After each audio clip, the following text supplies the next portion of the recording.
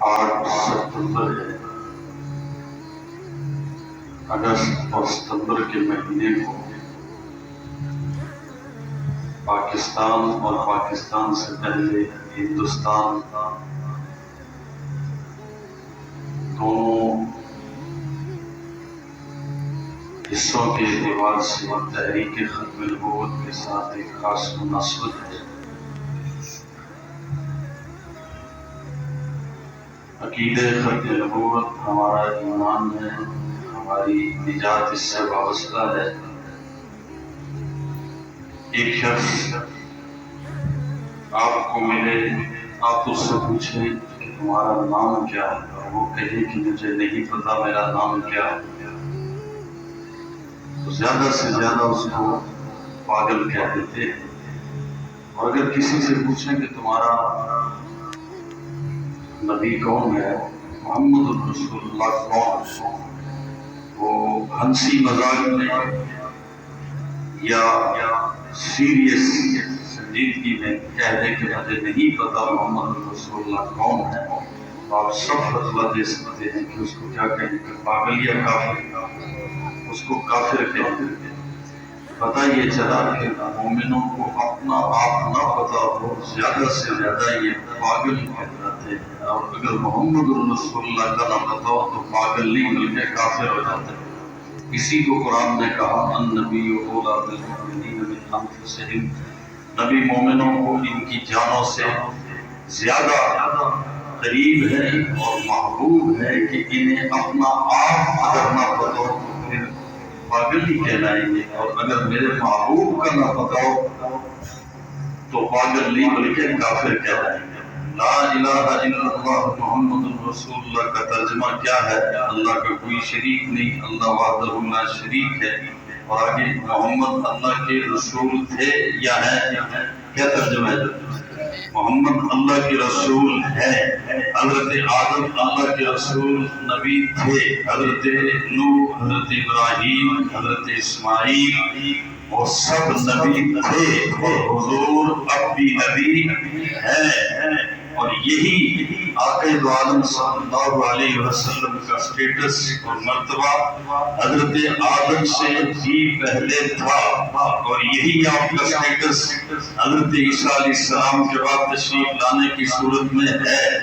ہمارا عقیدہ ہے حضور اکرم صلی اللہ علیہ وسلم کا نور نبوت اگر حضرت آدم سے پہلے تھا تو صرف نبی ہونے کے اعتبار سے تھا یا خاتم الانبیاء ہونے کے اعتبار سے تھا؟ حضرت آدم سے پہلے بھی آپ کا رتبہ خاتم الانبیاء ہونے کا ہے، صرف عام نبی ہونے کا نہیں۔ اور حضرت عیسیٰ علیہ السلام کے بعد آپ نمبر وار اپنے آخری نمبر کے طور پہ تشریف لائے، تب بھی آپ کا سٹیٹس خاتم الانبیاء ہونے کا ہے۔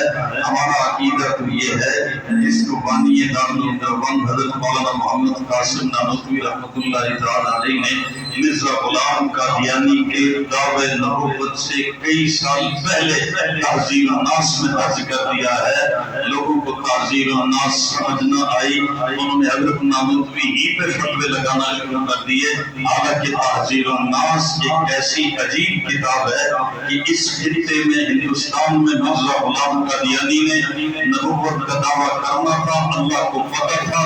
اللہ نے پہلی ختم نبوت کی تشریح میں مولانا محمد قاسم نانوتوی سے عجیب کتاب لکھوا دی جس کا نام ہے تحذیر الناس۔ میرے محترم دوستو، ختم نبوت کے کام کی خود نگرانی آقا دو عالم صلی اللہ علیہ وسلم فرما رہے ہیں۔ حضرت نانوتوی کے پاس ایک سوال آیا، سوال یہ تھا کہ جیسے اللہ نے 7 زمینیں بنائی ہے، 7 آسمان بنائے ہیں، تو ایک حدیث پاک میں اشارہ ملتا ہے کہ 7 زمینوں کے لیے الگ الگ نظام ہے، الگ الگ ان نظاموں کے لیے نبی ہے۔ تو حضرت نانوتوی سے سوال کیا گیا کہ اگر 7 زمینیں ہوں اور 7 زمینوں کے لیے الگ الگ نظام ہو اور ان الگ الگ نظاموں کے لیے الگ الگ نبی ہو، تو پھر آمنہ کے نام کا سٹیٹس کیا ہوگا؟ اگر 7 زمینوں کے کے لیے 7 آدم مانے جائیں، 7 زمینوں کے لیے 7 حضرت نوح مانے جائیں، 7 حضرت ابراہیم مانے جائیں، حضور کا سٹیٹس کیا ہوگا؟ تو حضرت نے جواب دیا سنیے، لیکن پہلے بھی کہے سبحان اللہ، بعد میں بھی کہنا سبحان اللہ۔ پہلے وہ آپ نے کہہ دیا، ذرا سنیے، محبت کی بات ہے۔ حضرت نبوی فرماتے ہیں کہ اگر 7 زمینوں کے الگ الگ نظام کے لیے الگ الگ 7 نبی پیغمبر رسول ہو، ایک حضرت آدم اس زمین کے لیے 7 زمینوں کے لیے الگ الگ آدم، 7 زمینوں کے لیے الگ الگ حضرت نوح، 7 زمینوں کے لیے الگ الگ نبی رسول پیغمبر ہو سکتے ہیں، لیکن فرمایا اگر 7 زمینوں کے نبیوں کی بات بھی آئے تب بھی محمد 7 نہیں ہوں گے، یہی مدینے والی سرکار اس کو کیا کہتے ہیں؟ حضور سے حضرت آدم سے پہلے حضور کا نور نبوت ہو، تب بھی آپ کا سٹیٹس ختم نبوت، حضرت عیسیٰ علیہ السلام کے بعد آپ کا دیکھنا ہے تب بھی آپ کا سٹیٹس خاتم النبیین۔ اور اگر 7 زمینوں کے نبیوں کی بات آئے، 7 زمینوں کے نظاموں کی بات آئے، بالفعل اگر 7 زمانوں پہ الگ الگ نبی ہوں تب بھی آپ کا سٹیٹس خاتم النبیین ہونے کا ہے۔ اس کو حضرت نبوی نے 3 حصوں میں لکھ دیا، سبحان اللہ۔ فرمایا ایک ختم نبوت رتبی ہے، ایک ختم نبوت زمانی ہے، ایک ختم نبوت مکانی ہے۔ رتبے کے اعتبار سے بھی ہمارے آقا کا خاتم النبیین، مقام کے اعتبار سے بھی ہمارے آقا کا خاتم النبیین ہونے کا ہے، اور زمانے کے اعتبار سے بھی آپ کے ساتھ میرا ختم نبوت کا دائشہ جاری ہے۔ میرے محترم دوستو، بزرگوں، بھائی، آقا دعا صلی اللہ علیہ وسلم کی ختم نبوت میرے اور آپ کے ایمان کا لازمی اور اہم درس ہے، یاد رکھیے۔ اور بڑی لمبی تاریخ ہے، مختصر ہے، جمعہ کا آج ستمبر ہے، 7 ستمبر 1974 کو آپ کے پاکستان میں قومی اسمبلی نے پاک پیغمبر کی ختم نبوت کا دفاع کیا، اور یہ دفاع رب نے خود کرایا، اس لیے کہ میرا عقیدہ ہے، آپ کا بھی عقیدہ ہے کہ اگر مرزا غلام قادیانی نے نبوت کا دعویٰ کیا ہے تو وہ شیطان کا دیتا ہے، اور اگر اس کے مقابلے میں علماء حق کھڑے تھے تو وہ رحمان کے نمائندہ تھے۔ یہ رحمان اور شیطان کی جنگ تھی جس میں اللہ نے علماء حق اور امت کو فتح سے سرفراز فرمایا، اور شیطان اور اس کے ایجنٹوں کو اپنے شکست سے دوچار کیا ہے۔ میرے محترم دوستو، مرزا غلام قادیانی نے دعویٰ نبوت کیا ہے 1880 میں، بڑے مختصر لفظوں میں آپ کو عرض کر دیتا ہوں۔ 1880 میں اس نے دعویٰ نبوت کیا، 1880 سے لے کر یہ 1901 تک مختلف دعوے کرتا رہا۔ کبھی کہا میں مہدی ہوں، کبھی کہا میں مریم ہوں، کبھی کہا میں عیسیٰ ہوں، کبھی کہا میں معصوم ہوں، سارے کفر دعوے کرتا رہا۔ علماء حق نے 1880 سے صرف 4 سال بعد اس نے کفر کا فتویٰ دے دیا تھا۔ ان علماء کو علماء لدھیانہ کہتے ہیں، میرے اور آپ کے حاضر اسلام کا تعلق ہے، اور جن استادوں سے میں نے حدیث پڑھی ہے وہ ڈائریکٹ علماء لدھیانہ میں سے تھے۔ علماء لدھیانہ وہ عظیم علماء کا تعلق ہے جو بالکل مصر کے علاقے کے قریب رہنے کی وجہ سے سب سے پہلے اس پر کفر کا فتویٰ دینے والے ہیں۔ ابھی باقی علماء سوچ وچار میں تھے، لیکن علماء لدھیانہ نے باقی علماء سے تقریباً 16 سال پہلے مرزا نے کفر کا فتویٰ دے دیا۔ جب اس نے آغاز کیا تھا، ابھی یہ کام کے شروع میں تھا، یہ رہا تھا مسلمانوں کو سادہ لوگوں کو اپنے قریب کر رہا تھا۔ میرے محترم دوستو، 1880 سے لے کر 1901 تک یہ دعوے کرتا رہا، 21 سال اس نے دعوے کیے۔ میں آپ سے پوچھتا ہوں، اللہ کا نبی قسطوں میں دعویٰ کرتا ہے یا ایک بار ہی اعلان کرتا ہے کہ اللہ کا نبی اور رسول؟ قسطوں میں دعویٰ کرتا ہے، نبوت کا دعویٰ قسطوں میں ہوتا ہے۔ میرے اور آپ کے آقا کو اللہ نے اعلان نبوت کے بعد 23 سال دیے کام کے، 13 سال مکے میں، 10 سال مدینے میں۔ آپ نے کو کہتے ہیں بدبختو، یہ بھی کالا ہے اس لیے توجہ۔ اچھا جی، ہم مرزائیوں کو کہتے ہیں یہ برداشت نہیں کر رہا، یہ شرارت کر رہا۔ آواز تو پہنچے گی، بعض دفعہ سپیکر کو سمجھ آ جاتی ہے کہ میرے بغیر کی آواز پہنچ جائے گی. توجہ ہے حضرات کی. ہم نے زیوں کو کہتے ہیں کہ جس کو تم نبی مانتے ہو 21 سال وہ اس میں دعوے کرتا رہا اور ہمارے آقا 23 سالوں میں زمانے بچھا گئے. سبحان اللہ. ہمارے آقا نے 23 سالوں میں 21 اور 23 قریب ہے. مرزا غلام 21 سال دعوے کرتا رہا اور آقا نے 23 سالوں میں ابو بکر عمر جیسے لوگوں کو دے دیے, عثمان و علی جیسے ہیرے دے دیے, کائنات پوری سے ٹکرا جانے والا ہیرے باقیہ جیسے جنت دے دیا. میرے اور آپ کے آقا نے 23 سالوں میں اسی پہ گزارا کر لیا. آواز آئے گی اور یہ گلا کریں گے کہ آپ کے آنے سے ہمارا سپیکر گلا کر گیا, ان کا گلا بجا ہے, میرا گلا بجایا, گلے کا گلا کریں. سبحان اللہ کے. میرے محترم دوست, میں عرض یہ کر رہا تھا, سوچو آپ کافی ہو گیا. توجہ ہے, آواز آ رہی ہے, میری آواز آ رہی ہے. میرا تجربہ یہ بات میں ٹھیک ہو جائے گا. ہمارے ساتھ تھوڑی سی ناراضگی ہوتی ہے سپیکر کی, کوئی بات نہیں. توجہ ہے بھائی, توجہ ہے. اچھا, میں عرض یہ کر رہا تھا اللہ پاک نے کیسے کیسے لوگ میدان میں دیے. 1900 توجہ کرے تاکہ وقت تھوڑا ہے جمعہ کا, اب اس کا آگے بھی نہیں لے جانا. 1900 پورا 1900 کتنا 1900 میں ایک بزرگ, آپ کے سی راولپنڈی کی بات ہے, یہاں سے ہجرت کر کے وہ پہنچے مکہ المکرمہ. حاجی امداد اللہ مہاجر مکی رحمۃ اللہ تعالی علیہ, جو علماء دیوبند کے پیر تھے, سارے علماء دیوبند کو جنہوں نے خلافت بھی دی اور کہا دیوبند میں 2 ایسے لوگ ہیں جو میری آنکھوں کا نور ہے, میری 2 آنکھیں ہیں. کسی نے پوچھا حضرت وہ 2 کون ہیں؟ فرمایا ایک آنکھ کا نور قاسم نانوتوی ہے, ایک آنکھ کا نور رشید نانوتوی ہے. یہی حضرت حاجی امداد اللہ مہاجر مکی جنہوں نے حضرت مولانا اشرف علی تھانوی کو بھی خلافت دی. یہ حقائق ہے اور بتانے چاہیے. جنہوں نے مولانا خلیل احمد صاحب سہارنپوری کو بھی اجازت دی, خلافت دی, ایک سارے بزرگوں کو اجازت دینے والے یہی حاجی امداد اللہ مہاجر مکی راولپنڈی کا ایک بزرگ نوجوانی کی عمر میں پہنچا. میں نام بتاتا ہوں, آپ اس کو پہنچ جائیں گے. حاجی صاحب سے بیعت ہوئے, حاجی صاحب نے خلافت دی اور فرمایا کہ آپ کس لیے آئے؟ فرمایا میں ساری عمر مکہ اور مدینہ میں گزارنے کے لیے ہجرت کر کے آیا. حاجی امداد اللہ مہاجر مکی نے فرمایا کہ ہم نے آپ کو بیعت کر لیا, خلافت بھی دے دی. آپ کے چہرے میں ایک خاص قسم کا نور ہے, آپ کی پیشانی میں اللہ پاک نے جذبہ جہاد رکھا ہے, آپ عظیم نسبتوں کے حامل ہیں. آپ یہاں نہ رہیں, واپس جائیں پنجاب میں. اب قریب ایک شخص نبوت کے نام پہ دعویٰ کرنے والا ہے, آپ بیٹھے بھی رہے تو اللہ اس فتنے کے خلاف آپ سے کام لے لے گا. اور اس ہستی کو پیر میر علی شاہ صاحب کہتے ہیں. حضرت پیر میر علی شاہ صاحب مکہ سے واپس آئے, فرماتے ہیں کہ میں مدینہ طیبہ بھی گیا. رحمت کائنات صلی اللہ علیہ وسلم کی خواب میں مجھے زیارت ہوئی. حضور پاک صلی اللہ علیہ وسلم نے فرمایا کہ میرے علی واپس اپنے وطن چلے جاؤ, یہاں نہ رہو, اجازت نہیں ہے, واپس جاؤ. ان قریب ایک بدبخت دعویٰ کرے گا اور میری شریعت کو ایسے کاٹے گا جیسے کینچی سے کاغذ یا کپڑے کے ٹکڑے کیے جاتے ہیں. اللہ نے اس فتنے کے خلاف تم سے کام لینا ہے. فرمایا وہی جو بات حاجی امداد اللہ مہاجر مکی نے کہی, اسی طرح کی بات آقا صلی اللہ علیہ وسلم نے فرما دی. میں واپس آیا, ایک خواب دیکھا.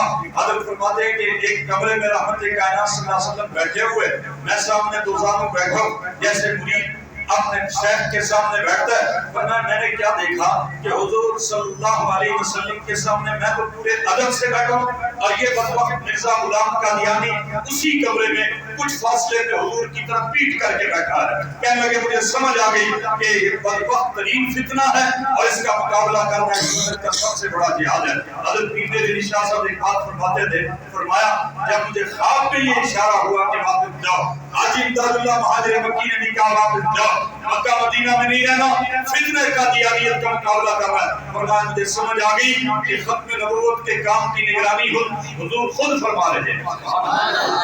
اور دوسری بات کہ حضور کو ایک آدمی مکہ مدینہ میں فارغ بیٹھا ہو وہ اتنا اچھا نہیں لگتا جتنا وہ جو دور بیٹھا ہے لیکن مجاز ختم نبوت کا کسی کام میں لگا ہوا ہے. فرمایا میں آ گیا, واپس تشریف لے آئے. مرزا غلام قادیانی کو حضرت نے ایک چیلنج کیا, کتاب لکھی سیف چشتیائی, اس نے کتاب لکھی تحفہ ڈھونڈویہ. تفصیلی باتیں ہیں، علماء بتاتے ہوں گے یقیناً، میں تو صرف اشارہ کر رہا ہوں۔ کتابیں دونوں طرف سے ہوگی۔ مرزا غلام قادیانی نے چیلنج کیا کہ آپ بھی ایک تفسیر لکھیں سورۃ فاتحہ کی، میں بھی لکھتا ہوں، علماء کو دکھا دیں گے۔ حضرت نے فرمایا بات ختم نبوت کی ہے تو دلیل پھر کمزور نہیں ہونی چاہیے نا، جتنا مقدمہ بڑا ہوتا ہے اتنی دلیل بھی کیا ہوتی ہے جی، مضبوط ہوتی ہے نا، جتنا مقدمہ بڑا ہوتا ہے وکیل بھی اسی درجے کا لایا جاتا ہے۔ اب ایک صاحب اندر ہے تو ان کے وکیل بھی بڑے بڑے لائے جا رہے ہیں، حتیٰ کہ یہودی وکیل کیے جا رہے ہیں۔ خیر میں اس طرف نہیں جاتا، جتنا بڑا آدمی اپنے آپ کو سمجھے وکیل بھی اتنا سینئر کرتا ہے، دلائل بھی اتنے مضبوط لائے جاتے ہیں۔ بات ختم نبوت کی ہے، بزرگوں کا طرز عمل دیکھیے، فرمایا تم بھی لکھو میں بھی لکھوں اور لکھے ہوئے کا فیصلہ علماء کریں، اس سے کیا پتہ چلے گا؟ فرمایا تم بھی اپنا قلم ہاتھ میں لے کے کاغذ پہ لکھو اور میرے ہاتھ میں بھی قلم ہو اور میں ہاتھ سے قلم پکڑ کے لکھوں، اس سے ختم نبوت کا فیصلہ کیسے ہوگا؟ فرمایا مقدمہ اتنا بڑا ہے، دلیل بھی مضبوط ہونی چاہیے، تم بھی اپنا قلم کاغذ پہ چھوڑ دو، میں بھی قلم کاغذ پہ چھوڑ دیتا ہوں، جس کا قلم خود لکھنا شروع کرے گا وہ سچا اب مرزے نے مقابلے میں آنا تھا، جھوٹا آ سکتا ہے مقابلے میں نہیں آیا۔ اللہ پھر حضرت نے ایک چیلنج کیا کہ تم بادشاہی مسجد آؤ، میناروں سے چھلانگ لگاتے ہیں، مناظرے کی بات ختم، مبالغے کی طرف آ جاؤ۔ 25 اگست 1900 ابھی پورا 1 صدی اور 23 سال ہو چکے اس اگست میں، الحمدللہ ہم آج بھی اپنے بزرگوں کا نام لے رہے ہیں، غدار آج بھی بھاگے ہوئے ہیں اور انہیں ہم چیلنج کرتے ہیں، آؤ حضرت تو چلے گئے، ہم چھوٹے تمہیں چیلنج کرتے ہیں، جس طرح کی دنیا کی دلیل لانی ہے، آگ لگانے کی، چھلانگ لگانے کی، گاڑی سے ٹکرا جانے کی، حتیٰ کہ ہم کہتے ہیں معاملہ بڑا جدید ہو گیا ہے، فائرنگ کر کے دیکھ لیتے ہیں، سبحان اللہ کہو، ایک طرف نبی کا سچا سپاہی کھڑا ہوگا، ایک طرف مردود مرزا ہی کھڑا ہوگا، تو مرزا زندہ باد کہہ کر فائر میرے ہاتھ سے کھانا اور میں آقا کی ختم نبوت زندہ باد کے فائر تیرے ہاتھ سے کھاؤں گا، دیکھتے ہیں بچتا کون ہے مرتا کون ہے۔ اچھا حضرت نے یہ بات کہہ دی، 25 اگست 1900 کو یہ چیلنج ہوا، مرزا غلام قادیانی نہ آیا، 25 کو وہاں رہے، 26 کو وہاں رہے، 27 اگست 1900 کو بہت بڑی کانفرنس ہوئی بادشاہی مسجد میں، قادیانی میدان میں نہ آئے۔ جب حضرت واپس پنڈی آگے تو قادیانیوں کا ایک وفد آیا، کہنے لگا وہ کرتے ہیں پیر صاحب، ہم بھی ایک لولا لنگڑا بندہ لاتے ہیں اور آپ بھی اس لولے لنگڑے کو دم کریں، مرزا صاحب بھی دم کریں گے، جس کے دم سے لولا لنگڑا ٹھیک ہو گیا وہ سے اچھا ہو گیا۔ حضرت نے فرمایا لچک کوئی نہیں ہے، مقدمہ مضبوط ہے، تو دلیل بھی کیا ہونی چاہیے، لولے لنگڑے کے ٹھیک ہونے سے کیا ہوگا؟ بات ختم نبوت کی ہے، فرمایا اس بدبخت کو میرا پیغام دینا، لولے لنگڑے کی بات چھوڑو، مردہ لے کے آؤ، میں آقا کی ختم نبوت زندہ باد کو پکارتا ہوں اس کو۔ اگر بات حضور کی ختم نبوت کی ہے، یہ کہانیاں نہیں ہیں میرے محترم دوستو، اس لیے فتنوں کے مقابلے میں کیوں ڈٹ جایا کرو، جو کچھ نظر آ رہا ہے، نہ نظر آنے والی چیزوں پہ اس سے زیادہ یقین اللہ کی مدد آپ کے ساتھ ہوگی۔ میں نے پوری تاریخ پڑھی ہے اور اس میں سے جھلکی آپ کو بتا رہا ہوں۔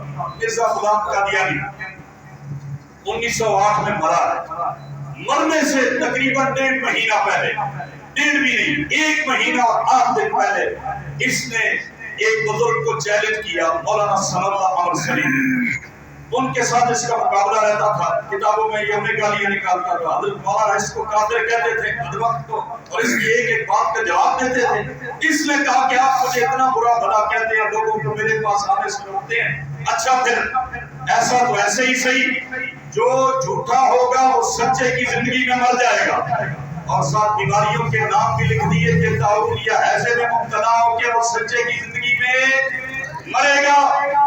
یہ اس نے بات لکھی 1908 میں، مئی سے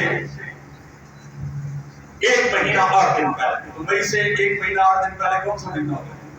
پیچھے جون ہے، مئی نہیں، مئی اور پیچھے کیا ہے؟ اپریل ہے۔ مارچ میں یہ بات کی حضرت کو، حضرت نے فرمایا ٹھیک ہے اب جناب، ٹھیک 1 مہینہ اور 8 دن گزرے، ایسے کہ مرض میں مبتلا ہو کے مرزا اسی گندگی میں ملوث ہو کے مرا یا نہیں مرا؟ مرا ہے کہ نہیں مرا؟ 26 مئی اس کا کام تمام ہو گیا۔ اب آپ سوچ رہے ہیں مولانا ثناء اللہ صاحب کب فوت ہوئے؟ مولانا ثناء اللہ صاحب اس کے پورے 40 سال بعد تک زندہ رہے اور پاکستان بنا. مولانا ثناء اللہ سیالکوٹ آئے, سیالکوٹ سے سرگودا آئے, سرگودا رہے. آج بھی ان کی قبر سرگودا میں 1948 میں مولانا فوت ہوئے. اور اس نے ایک دھمکی لگائی تھی محمدی بیگم جس سے یہ عشق کرتا تھا کہ یہ محمدی بیگم میرے نکاح میں آئے گی, یہ لڑکی میرے نکاح میں آئے گی. اس کے باپ نے کہا تیری ایسی تیسی کر دیتا. اس نے نکاح کہیں اور کر دیا. اس نے کہا اس کا خامد مرے گا پھر بیوہ ہو کے میرے نکاح میں آئے گی. مزے کی بات بتاؤ, یہ لانتی مرا ہے 1908 میں, محمدی بیگم بھی فوت ہوئی ہے 1948 میں. سبحان اللہ. اس کے 40 سال بعد تک زندہ رہی اور اسی خانم کے نکاح میں رہی جس کے نکاح میں باپ نے دی.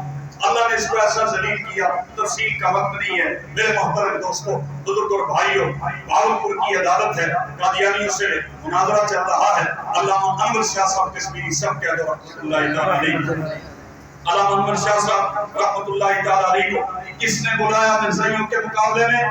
دارالعلوم دیوبند کے شیخ الحدیث کو مرزائیوں کے مقابلے میں بلانے والے پیر میر علی شاہ صاحب کے خلیفہ مولانا غلام محمد گھوٹوی تھے. مولانا غلام محمد گھوٹوی سے نواب بہاولپور نے بات کی. حضرت قادیانیوں کا ایک کیس آیا ہے بہاولپور کی عدالت میں. آپ دیکھیں ہندوستان کا سب سے بڑا عالم مولانا ہے جو قادیانیوں کا مقابلہ دلائل سے کر سکے اور کسی جگہ بھی اٹک نہ سکے, پھنس نہ سکے. مولانا غلام محمد گھوٹوی جو حضرت گولڑوی کے خلیفہ تھے وہ کہنے لگے نواب صاحب سچی بات تو یہ ہے پورے ہندوستان میں ایک بندہ ہے جو قادیانیوں کے ہر درجن کا مقابلہ کر سکتا ہے, اسے انور شاہ کشمیری کہتے ہیں. علامہ انور شاہ صاحب کشمیری دیوبند سے آئے بہاولپور میں, دیوبند سے آ کر بہاولپور میں 1 مہینہ تک دلائل دیتے رہے. آقا دو عالم صلی اللہ علیہ وسلم کی ختم نبوت پہ یہ پہلا مارکہ تھا جس مارکے کے نتیجے میں عدالت نے قادیانیوں کو کافر قرار دیا اور اس سارے مارکے میں دلائل علامہ انور شاہ صاحب نے دیے. ایک موقع پہ علامہ انور شاہ صاحب نے دیکھا کہ میں کتاب کی بات کرتا ہوں, قادیانی دجل کرتا ہے, فریب کرتا ہے, جھوٹ بولتا ہے, اس کتاب کی بات کو گول مول کرنے کی کوشش کرتا ہے. حضرت نے کتاب بند کی. مناظر کا نام تھا جلال الدین شمس. اس کا ہاتھ پکڑ کے پورے جلال میں کہنے لگے اللہ نے بتایا ادھر جلال ہے ادھر بھی جلال ہے. سبحان اللہ. شیطان کا جلال ہے, یہ رحمان کا جلال ہے. کتاب کی بات جمال کی بات تھی, اب جو اگلی بات کی شاہ صاحب نے وہ جلال کی بات تھی. اس کا ہاتھ پکڑ کے کہنے لگے جلال الدین شمس اگر تو کہے میں اسی قبر عدالت میں مرزا ابھی تجھے جہنم میں جلتا ہوا دکھاؤں. سبحان اللہ کہو.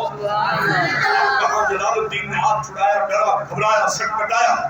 شاہ صاحب کو کسی شاگرد نے باہر نکل کر کہا حضرت آج عجیب کیفیت تھی. فرمایا میں تو بڑا مسکین آدمی ہوں, میں نے نہیں کہا مجھ سے کہلوایا گیا.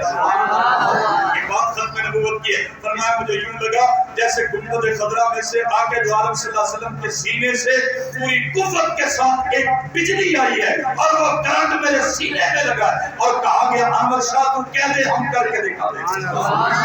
یہی بات حضرت پیر میر علی شاہ صاحب سے کسی نے کہی کہ حضرت آپ کبھی مردے کی بات کرتے ہیں, کبھی آپ بادشاہی مسجد سے چھلانگ لگانے کی بات کرتے ہیں میناروں سے, کبھی آپ قلم کاغذ پہ رکھ چھوڑنے کی بات کرتے ہیں. حضرت نے کوٹواری زبان میں کہا کٹا قلعے تھے خود ہے. سبحان اللہ کا. سارے فرمانے لگے بھئی کٹا قلعے کے ساتھ بندھا ہوا نا, رسی پکی ہو قلعہ قائم ہو تو کٹے کو پتہ ہے جتنی چھلانگیں لگا تو گرنا کوئی نہیں کیونکہ قلعہ قائم ہے, رسہ قائم ہے. فرمایا ہماری تارے گنبد خضرا سے جڑی ہوئی ہے.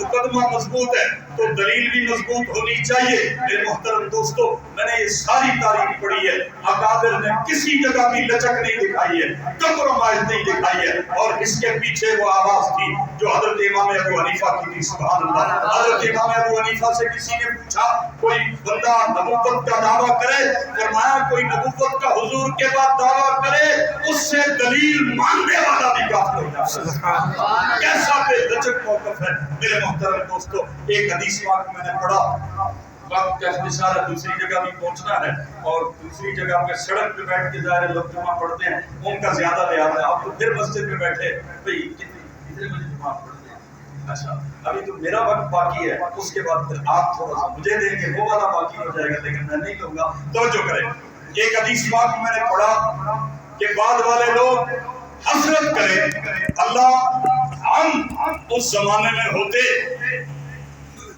اللہ کہتے ہیں ایک کام ایسا ہے میں بتا دیتا ہوں، کام تم کر لو، تمہیں پہلوں کی فہرست میں لکھنا میرا کام ہے۔ سبحان اللہ۔ آگے جو آپ صلی اللہ علیہ وسلم میرے رب کی زبان ہے، سبحان اللہ، حضور جو بات فرمائے وہ رب ہی تو کہہ رہا ہے، وما ينطق عن الهوى۔ روایت میں آتا ہے جو بعد میں آئے اور چاہے کہ اجر پہلوں والا ملے، فرمایا وہ 3 کام کرے ہوگا، بعد میں اللہ پہلوں کی فہرست میں شامل فرما لیں گے۔ وہ 3 کام کیا ہے؟ سنیے بھائی بلال مسجد کے نمازیوں، وہ 3 کام کیا ہے؟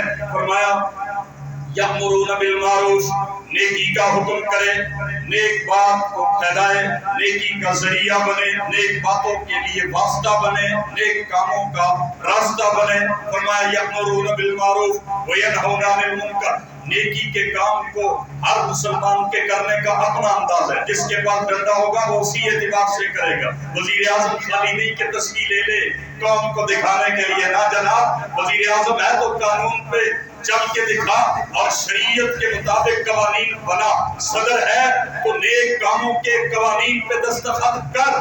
اگر غریب آدمی ہے وہ اپنی نماز پڑھے، سجدہ دے۔ ہر مسلمان کے اعتبار سے نیکی کا اپنا درجہ ہے کہ وہ کس اعتبار سے امر بالمعروف کرتا ہے۔ فرمایا امر بالمعروف سارے کرو، ایک کام ینہون عن المنکر، برائی سے روکو۔ برائی سے روکنے کا بھی ہر مسلمان کا اپنا اپنا درجہ ہے۔ عالم اپنے انداز سے بات کرے گا، نمازی اپنے انداز سے بات کرے گا، علاقے کا ایس ایچ او ہے وہ برائی کو اپنے انداز سے روکے گا۔